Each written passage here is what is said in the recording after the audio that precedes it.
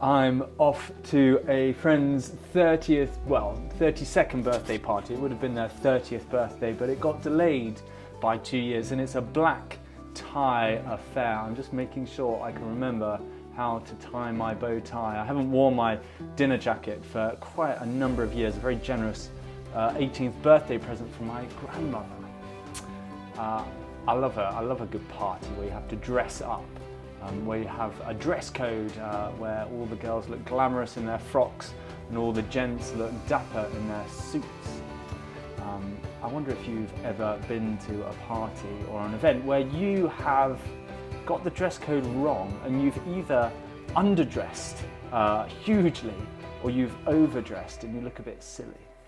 I always think it's better to be overdressed than underdressed. As you can casualize your outfit much easier than you can smarten it up. But some places don't let you in unless you're wearing the right thing, unless, if you want to go for dinner to the Savoy in London, you need a jacket and tie, things like that.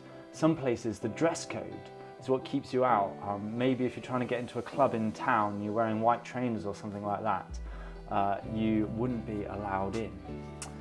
Sometimes dress codes keeps you in and keeps you out. In the Bible, there's the story of a rich man who throws a wedding feast. It's his daughter or his son's wedding, and he throws a wedding feast. And he discovers someone in the wedding feast who's not wearing the right clothes. Because at a wedding feast back 2,000 years ago, you would have been provided the right clothes by your host. You would have been given the correct clothes to wear. Because clothes were expensive back then, most people would only had 1 or 2 sets of clothes. And so you'd be given the party clothes by your host so that you'd be wearing the right thing. The Bible also tells us that when we get to heaven, we're not just sitting around on clouds strumming harps, singing hymns, but we're going to be at a party. We're going to be at a wedding party. The wedding of the Lamb and his groom, of Jesus to his church. We're going to be at a party, and so we need to be dressed our best. But the Bible also tells us that we will be dressed in Jesus Christ.